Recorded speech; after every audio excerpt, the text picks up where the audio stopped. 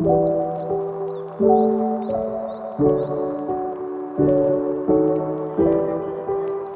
nomor NIM 0603522032 ingin mempresentasikan filsafat Yunani, tokohnya Hippocrates. Hippocrates mungkin lahir di era Yunani kuno pada 460 sebelum Masehi di Pulau Kos dan meninggal pada 375 sebelum Masehi di Larissa, Tesali.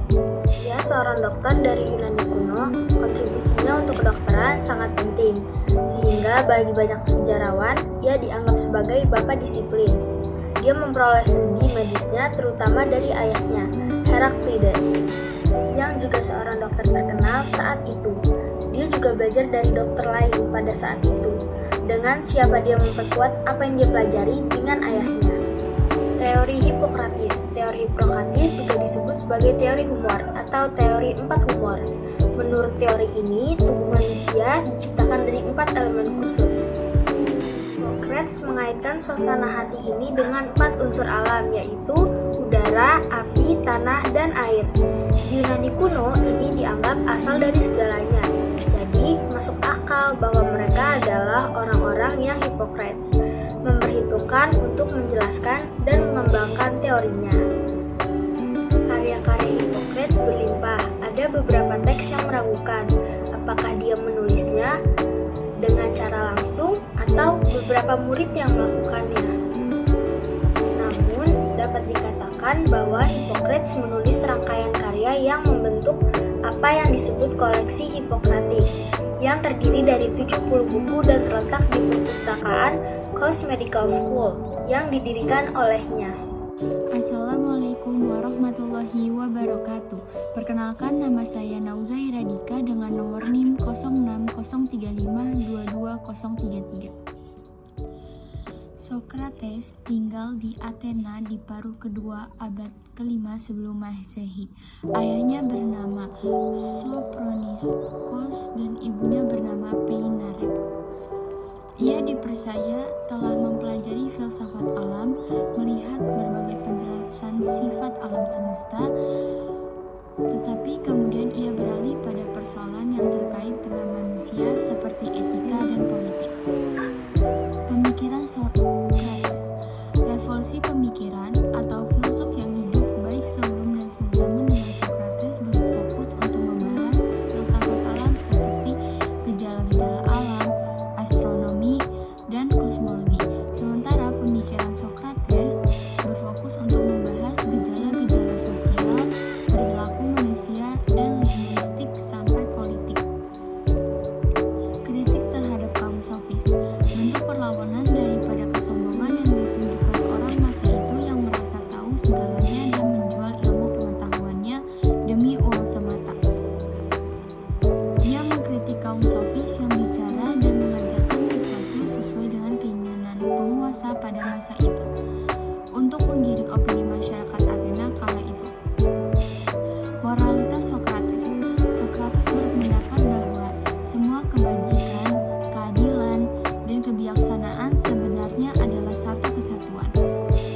Baginya, perbuatan yang tidak disertai dengan pengetahuan akan menghasilkan kebodohan yang nantinya akan melahirkan tindakan-tindakan kejahatan. Hal-hal seperti kecantikan, kekuatan, dan kesehatan bisa menjadi bermanfaat atau berbahaya tergantung apakah individu memiliki pengetahuan atau tidak. Ia meninggal pada tahun 399 sebelum Masehi di umur sekitar 70 tahun karena divonis mati dalam voting 280 orang yang menyetujui dan 220 yang menolak. Ia divonis dengan tuduhan merusak kaum muda Athena pada masa itu dan membuat tuhan-tuhan baru untuk melawan dewa-dewi Yunani kuno. Assalamualaikum warahmatullahi wabarakatuh. Saya Raisa Sabrina dengan nomor 0603522035 akan mempresentasikan salah satu tokoh filsafat Yunani yaitu Thales. Thales dilahirkan dan tinggal di Miletus, sekarang wilayah Turki, pada tahun 620 sebelum Masehi. Dia adalah seorang filsuf, matematikawan, dan saintis. Dalam filsafat, ia dikenal sebagai bapak filsafat Yunani kuno yang mengawali timbulnya filsafat dalam masyarakat Yunani kuno. Ia juga yang pertama kali mencoba mendobrak tradisi Yunani kuno dan Mesir kuno. Ia juga mendirikan sekolah filsafat alam Milesian dan bersama murid-muridnya.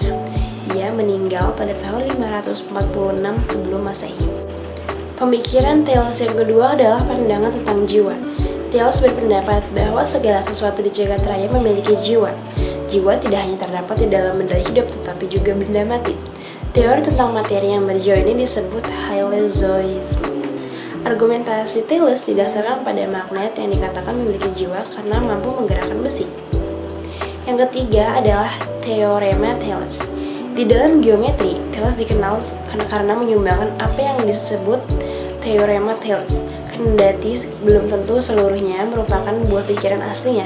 Teorema Thales berisi sebagai berikut. 1. Sebuah lingkaran terbagi dua sama besar oleh diameternya. 2. Sudut bagian dasar dari sebuah segitiga sama kaki adalah sama besar.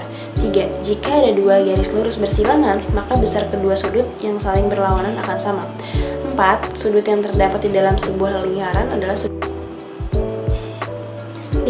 Sebuah segitiga terbentuk bila bagian dasarnya serta sudut-sudut yang bersinggungan dengan bagian dasar tersebut telah ditentukan. Pemikiran yang keempat adalah pandangan politik. Berdasarkan catatan Herodotus, Thales pernah memberikan nasihat kepada orang-orang Ionia yang sedang terancam oleh serangan dari kerajaan Persia pada pertengahan abad ke-6 sebelum Masehi. Thales menyarankan orang-orang Ionia untuk membentuk pusat pemerintahan dan administrasi bersama di kota Teos yang memiliki posisi sentral di seluruh Ionia. Di dalam sistem tersebut, kota-kota lain di Ionia dapat dianggap sebagai distrik dari keseluruhan sistem pemerintahan Ionia. Dengan demikian, Ionia telah menjadi sebuah polis yang bersatu dan tersentralisasi. Kesimpulannya adalah Thales mengatakan segala sesuatu yang ada itu berasal dari air. Karena jiwa itu tidak mungkin berasal dari air, maka jiwa itu dianggap tidak ada. Dan yang menariknya adalah sebagai bapak filsafat Yunani kuno, Thales itu tidak pernah menulis buku selama hidupnya. Jadi adapun informasi mengenai dirinya diperoleh melalui buku-buku muridnya dan paling banyak ditulis oleh Pythagoras dan Aristoteles. Assalamualaikum warahmatullahi wabarakatuh. Nama saya Niki Putri Atifa dengan NIM 0603 522034 akan menjelaskan tentang Plato. Pertama yaitu biografi dari Plato. Plato dikenal sebagai salah satu tokoh filsafat di mana ia menjadi sumber bagi berbagai ajaran mengenai filsafat yang digunakan oleh masyarakat hingga saat ini. Seperti yang diketahui bahwa filsafat juga sudah merasuk ke dalam ranah ilmu pengetahuan, juga kaitannya dengan konsep, nalar maupun ide. Plato sendiri juga dikenal sebagai sosok yang menjelaskan tentang benua Atlantis yang hilang. Plato terlahir di Athena, Yunani sekitar tahun 429 sebelum Masehi, dan ayah yang bernama Ariston dan ibunya bernama Periktion. Dalam catatan, Plato diketahui meninggal di usia 80 tahun, atau tepatnya sekitar 347 sebelum Masehi. Oleh orang tuanya, ia diberi nama sebagai Aristokles. Nama Plato sendiri diberikan oleh gurunya karena perawakan yang tinggi dengan wajah rupawan dan bahu yang lebar. Semasa kecilnya, Plato mendapatkan banyak ilmu pengetahuan, di antaranya tentang pelajaran menggambar, musik, serta puisi. Sementara di masa remaja, Plato dikenal sebagai pemuda yang mahir membuat sajak. Sebelum ia menjadi seorang filsuf terkenal, Plato sempat menerima pendidikan dari para filsuf sebelumnya. Selanjutnya, pemikiran yang dibuat oleh Plato. Salah satu pemikiran Plato yang terkenal dan terus berkembang adalah tentang ide. Ide diawali dari logika rasional atau bisa diterima oleh akal sehat, lalu berkembang menjadi suatu pandangan hidup.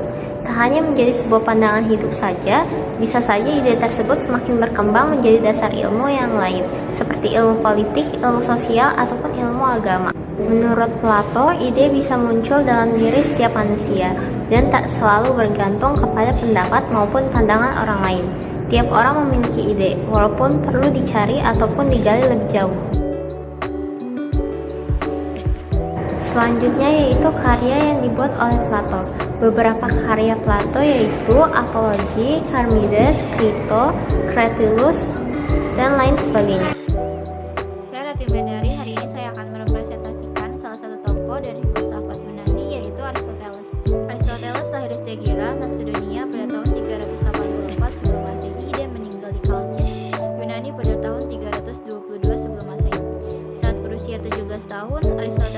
Athena. Di sana Aristoteles belajar di Akademi Plato.